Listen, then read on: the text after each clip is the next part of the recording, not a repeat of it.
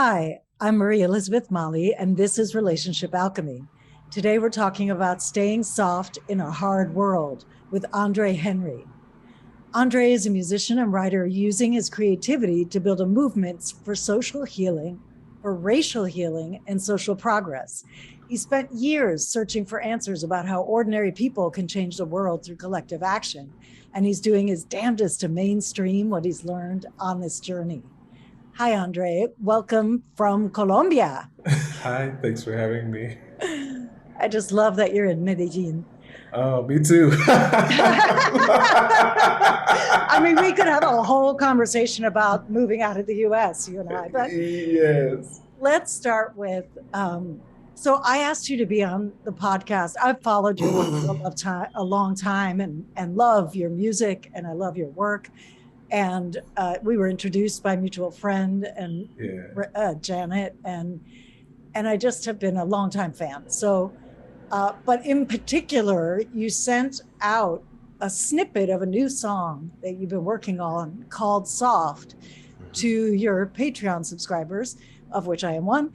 And I just loved what you wrote about the song. I love what the topic of the song is. I love the inquiry you're having into masculinity. So I wanted to start there. Could you unravel that a bit for us? For sure. So I'm working on a new album, and um, the focus of this album is, I think, when you're working on a project, it's always like you think you're doing something. But I think the focus of this album is really leaning into mental health and masculinity. Mm. Um, the mental health part, well, they go together, right? We could talk a lot about the common mental health issues that men have and male identifying people have. And a part of why I wanted to do that is because, as you mentioned in my bio, for several years, I've been I've been studying nonviolent struggle, civil resistance movements, and really trying to help people understand how does collective action work. I've been on the streets in protests. I've been organizing in different communities that I've been a part of. But around 2020, I experienced so much, not just experience, but also was getting in touch with what do you want to? I mean, it's trauma, but it's long standing and undiagnosed, right? Yes. That was being compounded upon by being in the streets. A part of that is that a lot of people don't realize, or especially I didn't realize this, is that a lot of people join social movements like the mass movement we saw after the death of George Floyd, because we've experienced trauma in mainstream society. Yes. And we want to address that ongoing trauma that we've experienced. We want to change it. But there are not a lot of structures and opportunities and spaces and a lot of movements to directly address the harm that's been done internally to us, right? Yes. The healing part of it. So we're all on the streets yelling about how fucked up shit is, Right. right? Which I mean, I am a fan of.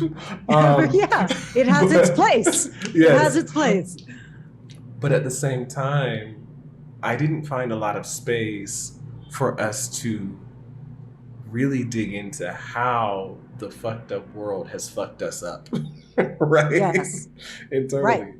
And so I'm cussing a lot on as I It's explain this. okay. It's So, totally okay. because the thing that I found is that as we weren't allowed, not allowed, as we didn't find space to do that, what we started doing was fucking each other up, right? So This I, is so key because I see this all the time in relationships too. Like the micro reflects that macro thing. So yes, when there's unprocessed trauma, yes, we fuck each other up in our relationships, yes, intimate relationships, yes. and the relationships at that level, at the collective level too. And it's so relevant what you're saying because I think that, in my experience, I think that what I saw was that a lot of us forgot that at the end of the day, what we're talking about when we talk about social justice is right relationship, healthy relationship, good relationship, right? We're talking about relationships across groups, and Yeah. but also it's individual. And so I saw just a And would you say also it's to self too? Like it's yes, right relationship to self, to people yeah, who are like us, and then people who are unlike us, like yes. across, right? Yes, absolutely. And so there's this web of relationship that I don't think that anyone in the groups that I was a part of, really had the tools to help us to navigate. And so I ended up over the past couple years just realizing that the way that I've been involved in movement has to change, because like I get triggered by certain things that used to energize me, you know, about Mm. being a part of that. And so that's a part of me wanting to figure out how can I be a part of making a difference in the world, um, even though I can't do it in the way that I've been doing it. And what came back to me was about storytelling. That's how I got into this work. I never really intended to be a community organizer. That just got to happen accidentally. Um, I started telling my story. I was surrounded by a bunch of white people that I grew up around, who, when they saw the protests on TV around Black Lives Matter, didn't feel like they could see the truth in these Mm. protests, couldn't see the truth of systemic racism. And I was not an expert in nonviolent struggle. I was not an expert in how systemic racism works or its history, but I had my story. you know, I had my stories of being profiled by the police and being followed around in stores and being suspected of committing crimes and searched for drugs and weapons randomly and stuff like that. And so I remember years ago feeling like, well, the thing that I can do is tell my story, because my story will challenge the idea that everything is perfect here. There's nothing to investigate, right? So that's where I came back to with this album and digging into, okay, well, I know that the systems that we live under cause all kinds of mental health challenges, you know, and not just that, but well, let me just dig in there. All kinds of mental health challenges. So I'm going to tell my story around that. Yeah. But then something else happened where, and this is something that is hard, not hard for me to talk about, but it's scary for me to talk about because I know how people weaponize things that you say, you know? Um, but I know that I'm a genuine person, so I'm going to kind of go there. Um, so I I'll protect my story a little bit.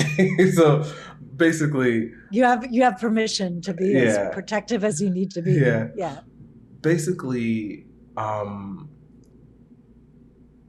a close friend of mine, we were having breakfast, and he's a pastor of a church in Pasadena, and he told me that a woman had expressed concern to him about me being a manipulator and an abuser.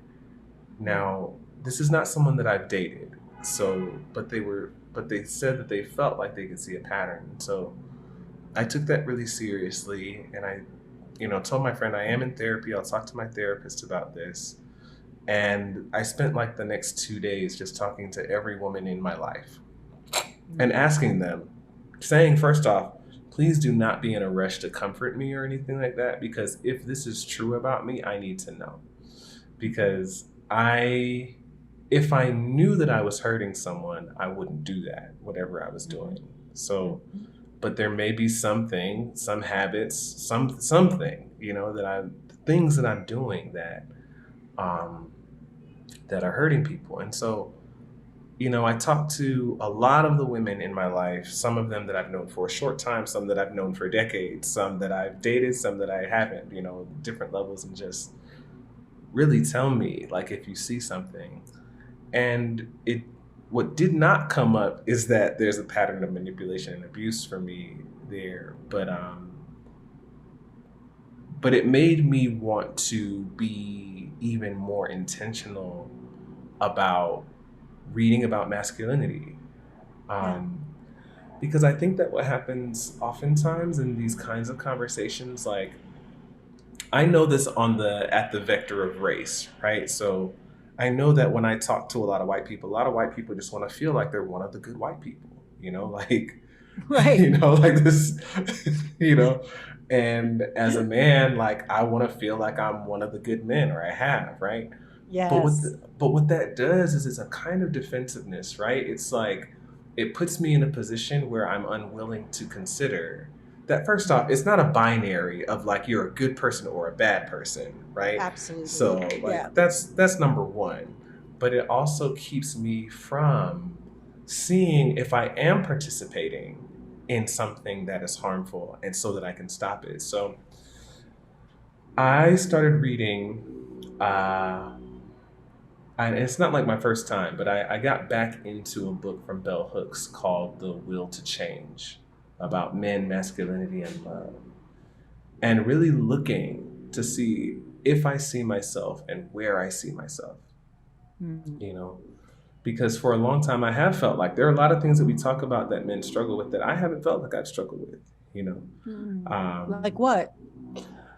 for instance, like being expressive about our emotions, right? Oh, yeah. You You're so know, connected. Yeah. I've always felt connected to what I feel, and I've always felt comfortable expressing that. But I had a thought yesterday about this, um, because I think that people equate emotional expression with emotional intelligence, and those are not the same thing. They're not. Yeah. Those, Would you distinguish? I so agree with you. They're not the same yeah, thing. Would they're you not the would you same make thing. that? So what's As the yeah, distinction as you see it? yeah, as someone who has been emotional my whole life, like there was a time where, okay, so I realized that because I there was a lot of bullying in my childhood home, Mm. that oftentimes for most of my life I have often misinterpreted the things that people say to me as insults and things like that. So I've been offended by a lot of things that people say to me most of my life. I've been very sensitive in that way. So someone might say something to me, and I feel offended, and I'm saying to myself, like, they made me feel this way. They caused me to Mm. feel this, right? Hmm. Yeah. Um, when I had less emotional intelligence, that's how I interpret things. Everything is personal rejection. Most things are, some kind of, dig at me. Mm. But now that I've been growing a lot over the past few decades, and realizing that, like, okay, some of that is my stuff. First off, right, I'm hearing it through a certain filter because of trauma, right, Right. and also like just coming back to things that people say and going, well, what if they didn't even mean it that way? Like, what if they meant it this way, and coming up with these different stories. So all those times that I reacted out of offense, right? I was emotionally expressive, but not necessarily emotionally intelligent, right? Like, Yes. and so anyway, so those are the types of things I don't feel like I relate to. But I think that I've assumed that because I don't relate to some of those things, that I just don't relate to anything that a lot of men Hmm. go through. So I've been going through that and journaling and talking with my therapist and trying to write songs from that place. So one of the conversations that Soft came from this place of there's this conversation online. There was that Psychology Today article that came out that said that straight men are finding less opportunities for dating on dating apps because standards around healthy relationships are becoming more common sense, right? Excuse me. Yes. That's okay. And then there was a black woman therapist, I think inspired by this article. If not, it was crazy timing. But I think she was Oh, on yes, TikTok. yes, on TikTok that Yes. went What viral. was that? I was like, that woman should never see a single punk. But I'm curious to hear your perspective because I thought it was violent. It felt violent to me. It's complex for me because she was ranting about what she sees in her clientele, Black men, and how we need to expand our emotional vocabulary seemed to be the main idea. But the way that she was delivering that message, I mean, was kind of tough love. If I'm that's my generous reading of it. Is That's a very generous reading. it was very tough love, right? Yeah, Now, yeah, there were so many different perspectives that I think are valid, right? Like there were some Black men that were saying, okay, I'm just imagine, let's talk about me. If I saw my therapist talking like that on TikTok about Black men that she sees, I would probably take that personally. And yeah, I would wonder, even though she didn't say my name, I might feel a bit betrayed.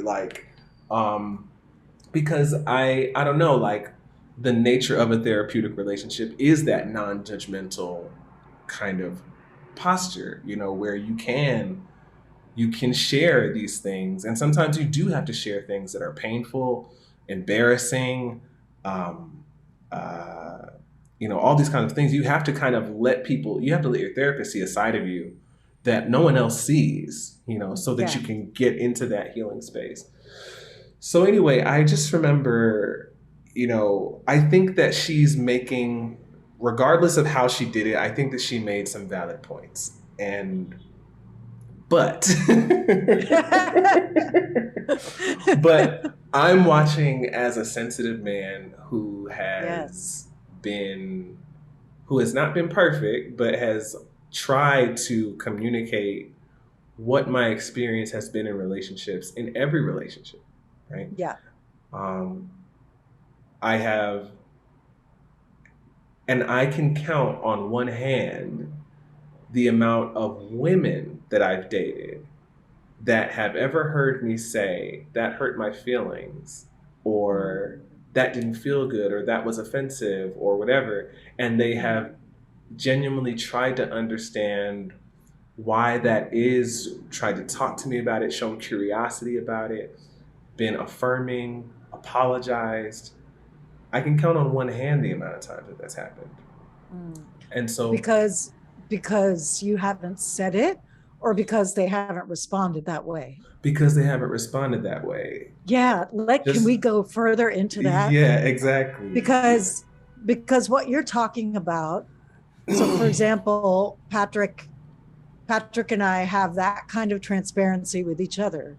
Yeah. Like if one of us says or does something that doesn't feel good, the other will say, ouch, that didn't feel good, or don't talk to Yeah. me like that, or I'd Yeah. prefer you Yeah. ask like this, or Right. I don't like your tone, like whatever it is. Yeah. But we communicate that with each other, and our commitment, even if we don't like it in the moment because we might be a little heated, is Right. to Right. receive it and go, huh, let me check that, Yeah. and then we Yeah. have that conversation, right? So I'm curious, what has the Yeah. response generally been for you when you've been transparent, like, hey, that didn't feel good, or I'd prefer you say it differently, or whatever. Like, what has come back to you?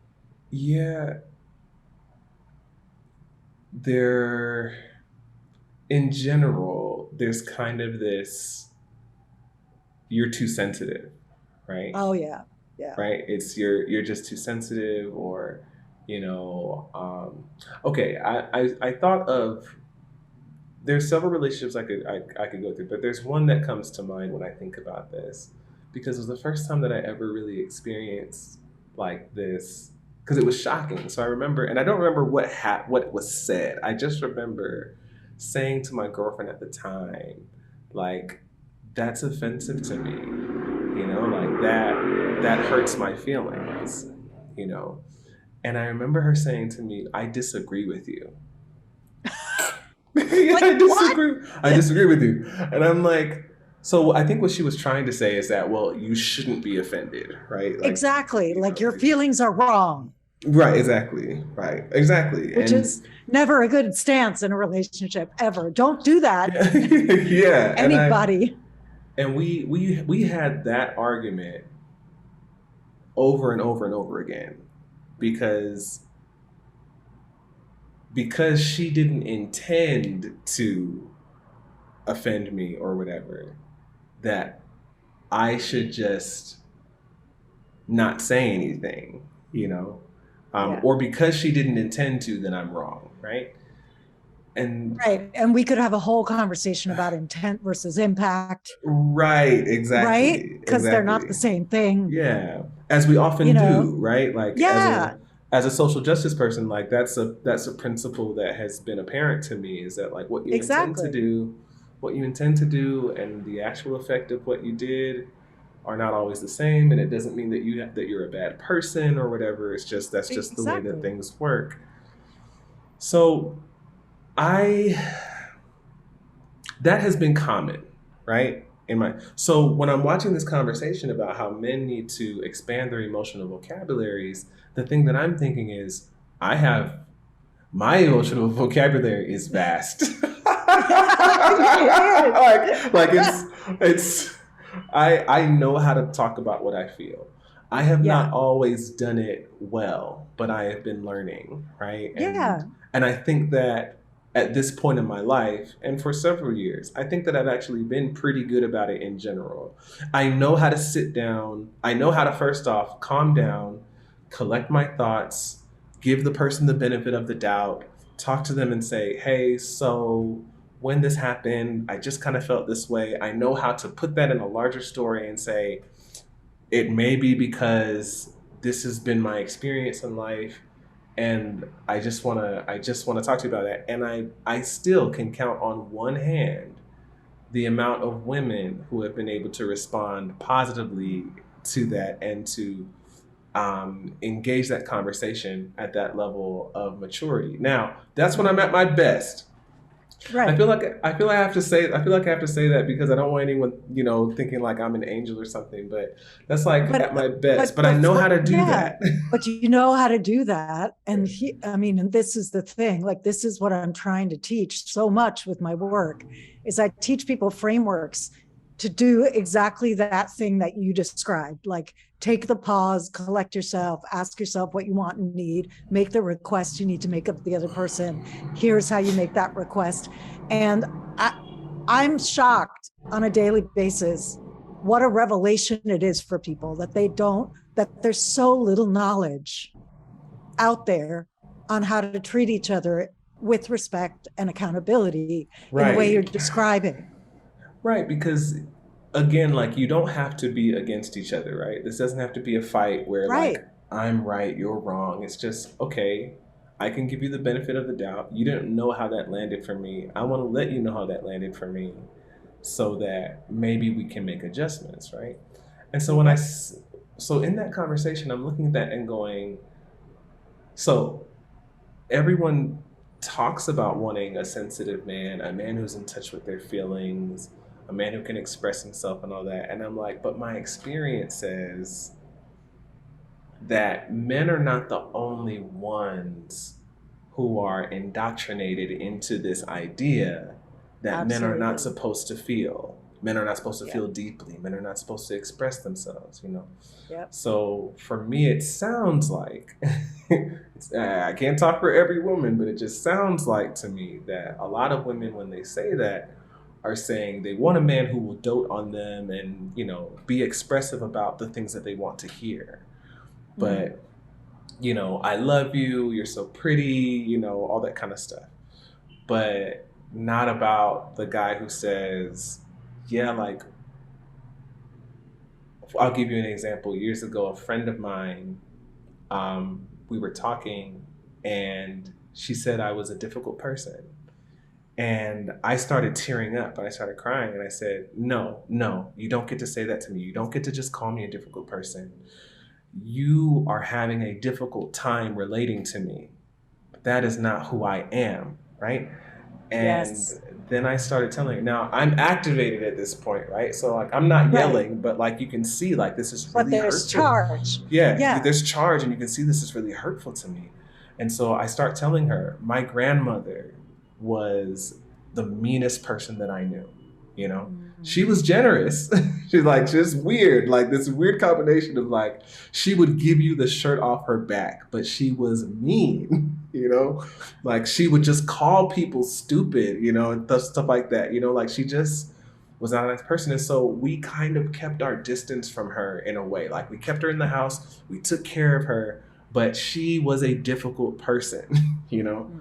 And Yeah. so, like, when you say I'm a difficult person, I don't want anyone in my life that is keeping me around if they feel like I'm Oscar the Grouch, or they feel like, because most of my friends don't feel like that, so if you feel that way, then we should readjust our relationship. And so the conversation, so here I am, I'm activated, I'm showing you that I feel this way, I'm explaining why I am, I'm telling you where it comes from, you know, and my friend was just like, but that's my experience. Why can't I have my experience? And I'm like, no one's saying you can't have your experience. They're just saying that your experience is not my character. And our friendship imploded after that because we just Wow. could not, we couldn't get to that place.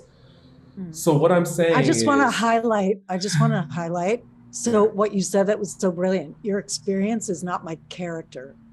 So yeah, I believe and I have experienced that there's a way to have your own experience in the way that you're talking about. Like that yes, landed like this for me, or, that hurt my feelings, or that's offensive to me.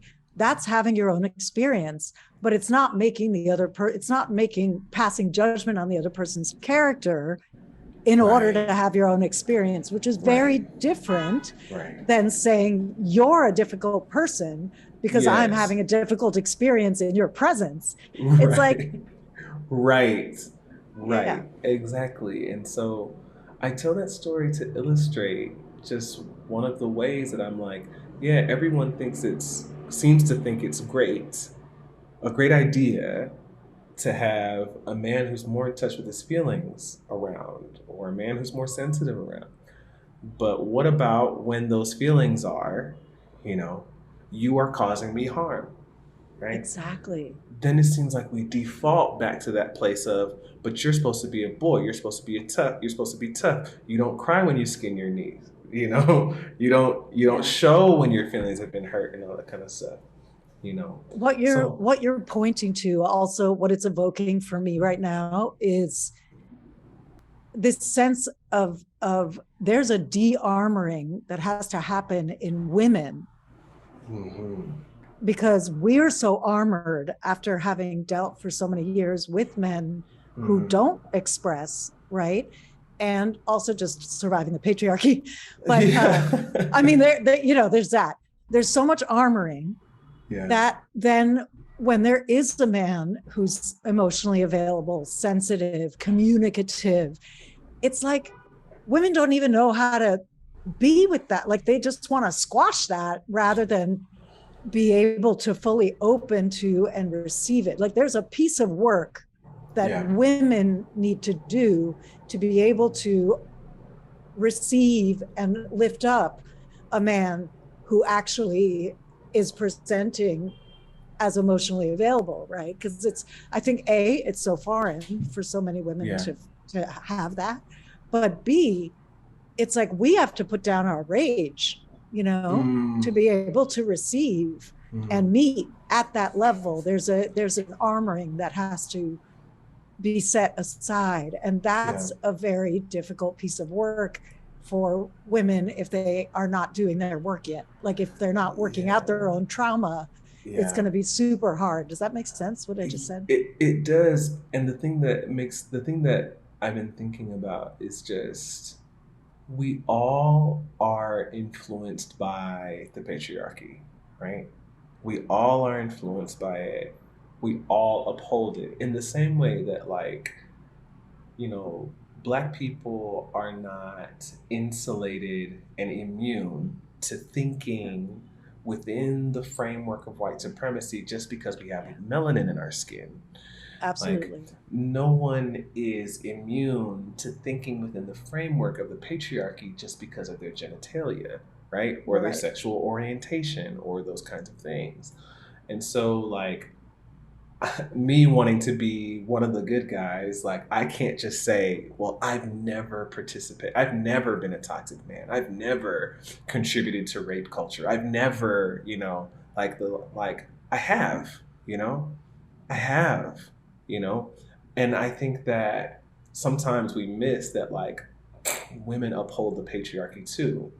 And Exactly. I think that that's what I'm experiencing in some of these relationships. So it's like, I think that what you're saying, like about it feeling foreign, I think that is definitely true because I've been in relationships where it seems like, like women have called me catty, you know, and all kinds of these emasculating things where I don't even care about like it being emasculating, but I recognize it, right? I recognize what you're doing.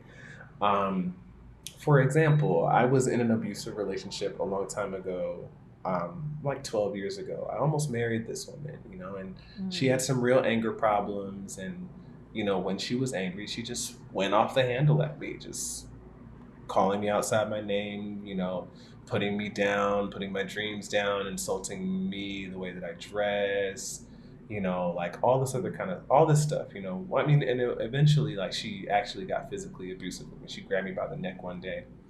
And I Wow. remember, like, she grabbed me by the neck, and it was because she was doing what she would usually do. And I was like, I'm not going to take this. I'm just going to, I'm going to leave, and I said something smart as I left, and she opened the door, she grabbed me by the neck, and I pushed her off of me, and I left the apartment. And by the time I got to the subway station, she sent me a text message that said, "You put your hands on me today." Right? So it was like that kind of like psychological, like, Wow. now, Gaslighting, like total gaslighting. yeah. Yeah. Now, as I say that, I always feel like it's important to talk about my ex in a way that is robust, because that's not the only thing to know about her. Like, she, I'm not trying to make excuses for her, but I did think about, like, she did not have the tools and the resources to do to like handle her anger in a different way. I'm not saying she couldn't have, but she didn't at the time. Yeah. And she was like, that's all instinct, right? Mhm. and Mhm. and that instinct comes from somewhere. It's what she saw and Yeah. experienced in her home growing up, right? And so Yeah. I think and hope that she's a different person today, than she was. But anyway, I bring that up to say that in that relationship, I remember her basically telling me that she wished that I would fight her. She wished that I would like grab her and shake her. You know, Mm. she wanted a man in her life who would do that, even though, of course, if you had asked her on a normal day, it's Tuesday at 3 p.m. or something, ask her if she wants a man that will rough her up. She's not going to say yes to that, right? But Right. but in a relationship with a man who she knew wouldn't, you know, Mhm. Mhm. there was something inside of her that kind of wished for that toxic, macho, patriarchal kind of person. And so I bring that up to say, like, that's living somewhere in our culture. It is. It You know? is. Yep. And so I wrote Absolutely. I wrote soft about that contradiction, about like, and I have started later, like lately, which I'm trying to break out of. And this is what I've been learning as I'm reading bell hooks and stuff like that, and I'm really looking at my relationships. That okay for I'm okay for instance, a friend of mine the other day, we're sitting on her couch, and she's asking me about my travels because I had to go back to the States for work for a little bit. So I was staying at her apartment. She asked me about my travels, and I think I was really short with her, not for any reason. I was just short about it, right? So she asked me if I was annoying her, if she was annoying me, and in my head I go, "Oh shit!" Like, I didn't realize what I was doing, but I have communicated in some way that, like, I don't want to be bothered with you right now. Okay, so a few minutes later, it took me a lot of energy to work to muster this up, but a few minutes later, I'm like, "Hey, I'm sorry. I didn't mean to be short with you. I'm not annoyed with you, and I'm sorry that I communicated that to you. And I want to tell you about my travels." So I start trying to tell her about the travels. Now she's already a little bit shut down because she just experienced, a type of rejection, I think, right? And so, and I can't remember exactly how I said this to her, but I was like, I know that what's normal for people is just to kind of move on, but I'm trying here, and I would love it if you would try with me too, like, That's gorgeous. to build another course through this, like, That's gorgeous. because I know Yes. that you were just trying to connect with me, right? So, I realize that I've gotten closed, right? In these little ways, right? How many people could say, that sounds like my partner. Like when he comes home, like he just wants to sit on the couch and watch TV and I want to talk to him and he doesn't want to open up, you know? And I'm learning the ways that like I've kind of closed up, I think, because of my experiences. And so soft is me saying like, that's not really who I am, but when I try to tell you how I feel, you shut me down. So I think I'm just gonna shut down and like not tell you so I can avoid that, you know, avoid that kind of rejection again. Yeah.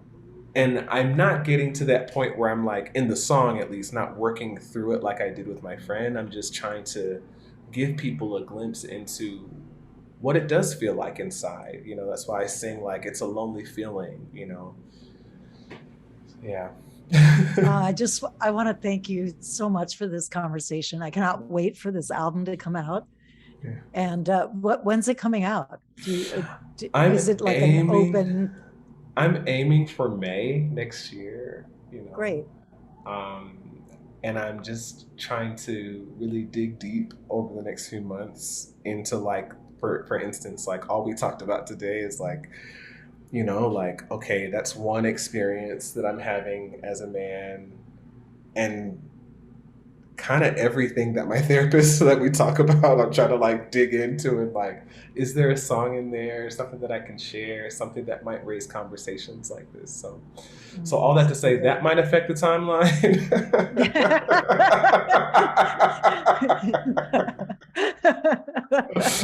You know, Yeah, yeah, I but I'm get it. aiming for May. And I want to just, before we wrap, I want to just let people know as well that you have a book that you published. Yes, And so, can you just say a word about that? for It's called sure. All the White Friends I Couldn't Keep. Yes, and the book tells a lot of my story, a lot of my journey into activism, into racial justice work. I'm trying to sneak in lessons about collective action in every chapter for people.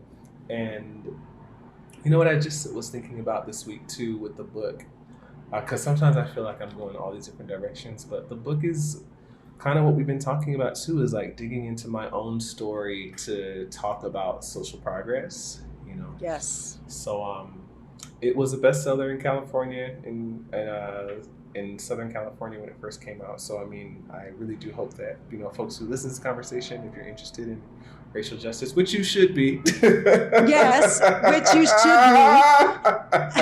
And the go ahead and stories pick it are up. beautifully told. Like the stories are beautifully told. It's beautifully written. Thank I really you. highly recommend it. Yeah, I highly recommend it because it's a necessary read. Thank you. So Thank you. yeah.